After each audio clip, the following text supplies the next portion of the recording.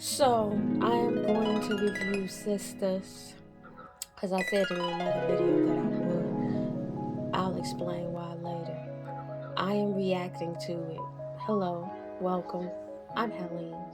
I want to review bad television, and we are fast forwarding past the fact that Maurice got to go down to the currency exchange. He calls a bank that he works at to go steal some money for the nigga he didn't call the police on in the first place and let him give him some dick.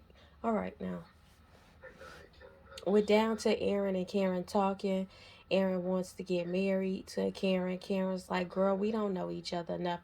The same way I ain't know Zach. Zach showed his true colors over time. Nigga, who is you first? Let me learn who you are first.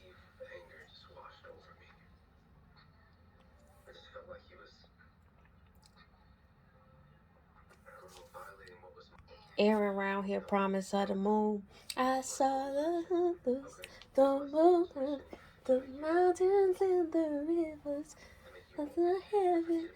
Basically, that's all the elements he is promising to prove that he is worthy to be her husband, and she ain't buying it. He giving her R&B speeches, and she saying she don't know. So Karen said, Aaron, just hold it, B word. You know what it is. Since you won't come off the D, I still find him suspect. Like you gotta find every character that Tyler Perry writes suspect. There's no safe characters. Looking at this 20s commercial for the show 20s, I know I did my 20s all wrong. Girl, if y'all 20 out there, please live it to the fullest. Especially if you don't have no responsibilities like a child, like anything, a husband. Girl, the world is yours. You can traverse this earth in such a profound way. There is no governor of your existence but you. Anyway, I don't want to get philosophical. Let's get back to Sisters. So the thought pocket that is Andy is down to the job kissing her newfound co-worker that was throwing it at her. Why do every nigga who come in her vicinity throw it at her? And why is she catching every nigga who throw it at her? I don't get her. I don't get the character at all. This heifer is still thinking about Gary. In the words of Danny, scary Gary, this heifer is still thinking about. But I still don't even understand that relationship. Because what has any of these niggas ever done for any of these women on this show except Preston? That off-white man. Because he got to be off-white. I refuse to believe that man is all white. Somebody in his circle is his grandma, his grandpa, his daddy, or his mama. Somebody got some flavor in there. But anyway, I don't understand this Andy character because Gary has done. I haven't seen Gary offer her anything but dick.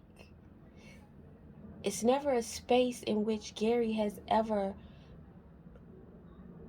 been the been the better for her. Every time she talked about her job, he belittled it. Said that little old thing, oh that, or this, or we can do this. Fuck your vision. We can do it like this. He's never done, and then when it comes, he's never paid a bill in that house according to what we see. He got your whole entire life repoed from you, and you was couch surfing. So much so that you went down to a nigga house that you ain't even know and fucked the shit out of him to have a place to sleep roundabout way. Then he gets his scary wife and threaten your life and damn near beat your ass, and everybody keep coming to your rescue. I do not understand none of these characters, but her especially. Zach, yeah, her and Zach ain't shit to me. I if in the rankings of ain't shit characters, Andy is number one for me. Zach is number two. And Gary rounds out the top three. Let's get back to it. And why is this bitch having these inappropriate affairs in her office when she just got in trouble at her office with her job for I whatever. Did everybody come back buff this season? Because Andy's arms are very toned. I want toned arms. Can somebody tell me how to get toned arms? Because I got Auntie can cook chicken and show enough throw down in the kitchen type arms. And I don't like that for myself. Before I get up out my 30s, I want my arms to be snatched. Once my arms snatch, it's tank tops for me. So I had to slow fast forward the Andy and the homie scene down to the office because I don't care. Looks like they end up get back to kissing, and he kiss on the forehead and leave. I don't know the dialogue because I don't care. Sabrina down to the crib with Calvin. It looks like they post coital. Let's resume. So apparently Sabrina misses Calvin. She foregoes, what's his name, Jabari, the the nigga with the dick in the refrigerator, for Calvin, who she's confused about his sexuality. I don't know what this is. I don't get this. This scene is extra long. They're not giving any other information, but they fucked, and that they gon' be together, even though she's dating other people. If she decides to date other people. Mm, okay, it's 15 minutes worth of this scene or nothing. I think Tyler lets them improv because some of this shit don't even make sense. So Andy goes back home and Gary is still there. I'm sure I'm not gonna give a fuck, but let me try. She's dressed in a suit and he's questioning the way she's dressed going out. This hoe has worn some thotty clothes, and this is the furthest thing from the thought shit she's worn. So something is psychopathic with this nigga, and we're supposed to pretend like he could potentially be other than what he's showing us. So the therapist that he had that was allowing them to simulate sex said she was a woman who that Andy was a woman who likes drama. And maybe she does, but Gary is a drama shit too. But whatever. Why hasn't she kicked him out the house if y'all not getting together?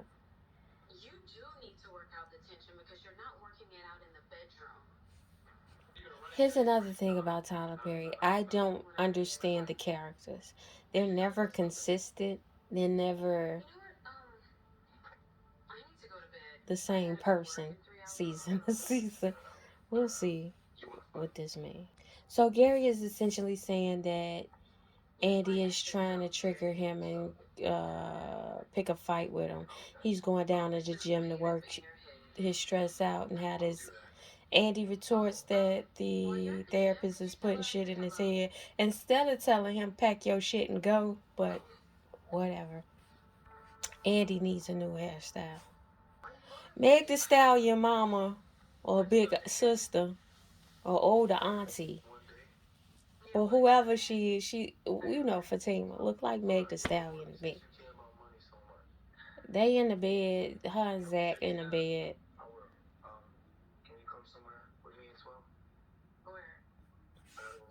Zach finna go get him a house. This, I hate it for Zach. I hate this shit. Because Zach is an ain't shit nigga. And ain't nothing he's ever done during the space of 3 seasons has shown us other than him being an ain't shit nigga. But let Tyler Perry write it. Zach is the one you supposed to struggle love for, because he might just hit the jackpot, because essentially he did nothing of his own volition. It was very circumstantial and coincidental that he's hit this jackpot. If he don't see this woman, he hasn't hit the jackpot. So Fatima is supposed to into Tyler Perry struggle love writing. Wait and hold out hope for the ain't shit nigga who adds nothing but drama and gaslighting in your life to hit this, I guess, automatic jackpot that they're supposed to hit in the future because he's a good guy, but everything else informs us other than.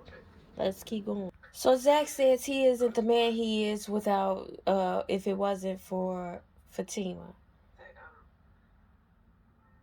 Well, Fatima basically picked this nigga up off the street, gave him a job, bailed him out of jail, gave him bloomer pudding and a place to stay, food to eat, and Hennessy, and a car. So yeah, I mean that's a change for any man. But okay, she do want to because she in that bed, even though she's saying no. This Brandy show that's coming out on the broadcasting channel, I want to say it looked like it's something I want to watch, but it don't look like it's gonna be interesting. And it also looked like a ripoff of that show that's on Peacock, where these old heads get together. Somebody samples their song, and because of that sample, they think that they can come back and become reform their girl group.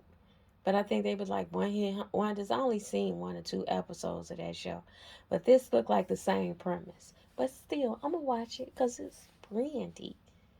You understand? Brandy is the Miley Cyrus of my generation. So we had Danny Tip.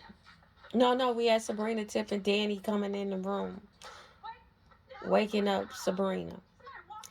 I don't understand why everybody got a key to everybody's house like this and have the liberties of coming in their homes like this in their 30s. Maybe they friendship group or something unique. So Danny looking around Sabrina's room as she lays in the bed and see all that shit thrown around and slung around in her room, asking what happened. And so Sabrina tells Danny that she got some from Calvin. I'm with Danny. So Sabrina go, why you brushing me off? And Danny go, because I don't really want to hear about him. And neither do I. Bless your heart as a character. That was a little funny. Say, you gonna jump out the window from the first floor, you dumb bitch? Yes.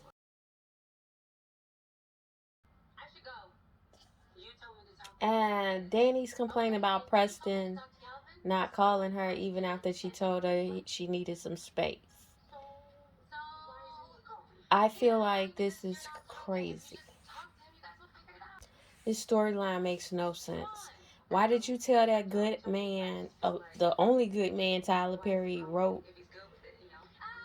that you needed space? Does Tyler Perry only see black folks love and struggle? This is what I'm getting. She says she gonna smoke till she get the answer, because at first she was gonna call Karen, but I do know that she ain't say she was gonna call Andy, cause who the fuck would call Andy for some advice? Nobody, not even a Tyler Perry character. So Fatima down to the office and Zach call her just to find over their newfound love.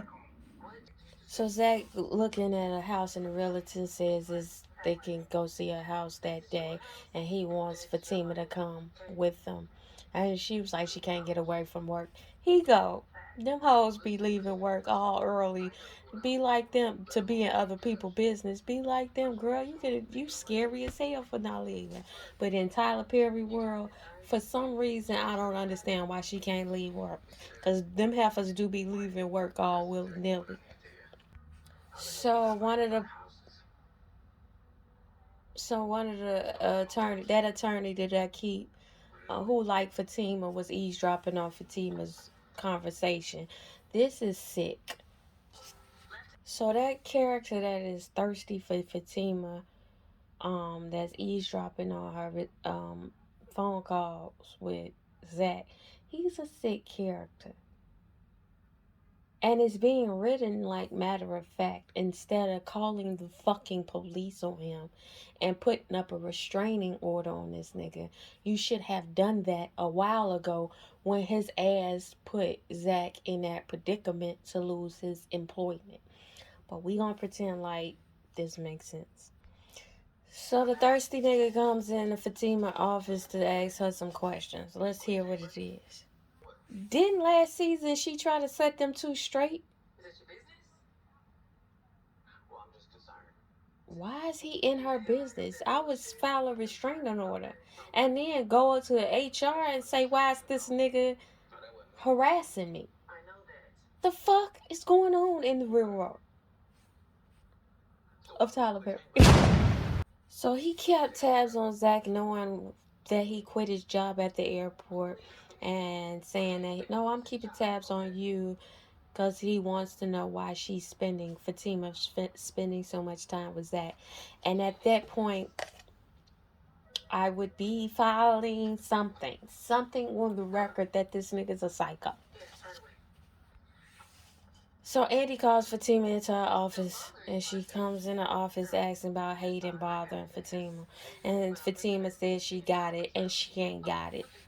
So Andy's called to the office with the other lawyers, and they're introducing her to the lawyer that she just went and was in the office being inappropriate with, and she's pretending like she don't know him like that, but she know of him through the work that they did.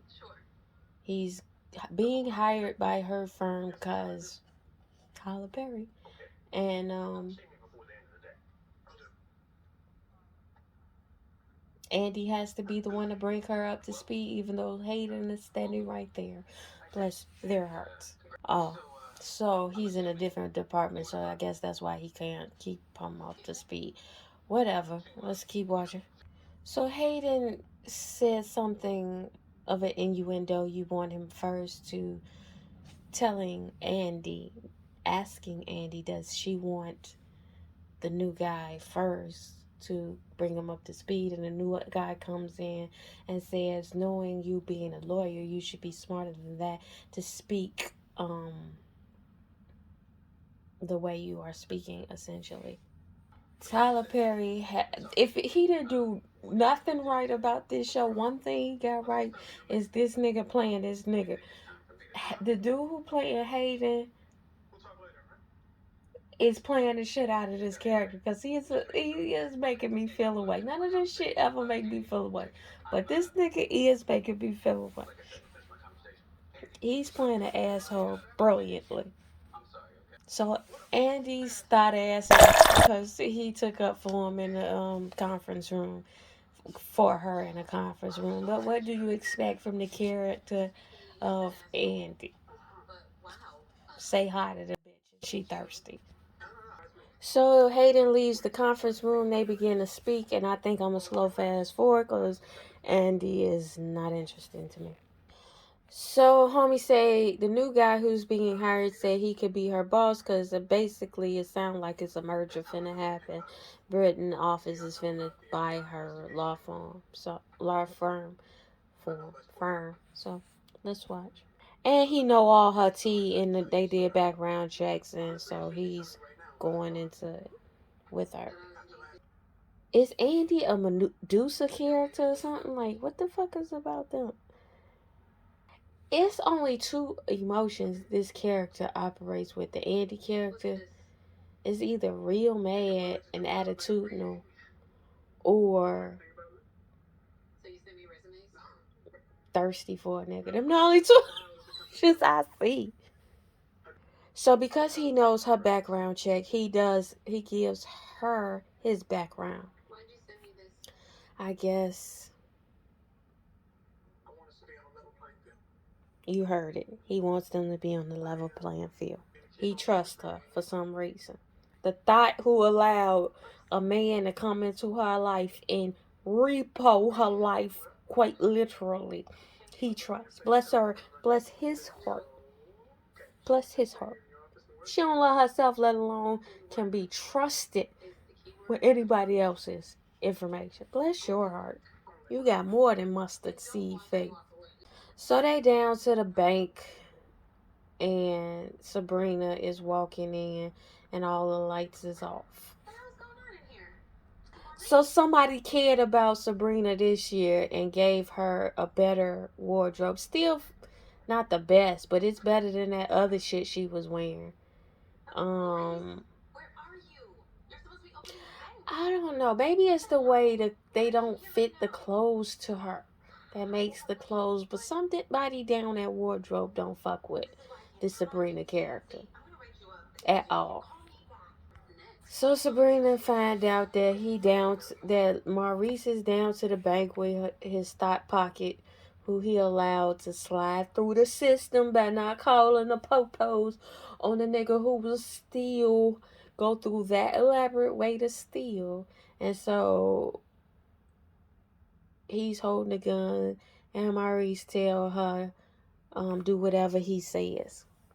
The end. I don't know what I can gather from this. I don't feel a way about this episode. It was quite the boring comeback story. The only interesting scenes kind of was Karen and Aaron, because I like Karen character. I know the folks don't like Karen, but I like Karen's character because to me, out of all the characters, for the most part, Karen makes sense to me. For the most part. And the thing about Karen is she has experienced the most trauma, and none of the homies be coddling her. They don't never come to her rescue and try to fix. They always call her angry, which I have a problem with that narrative.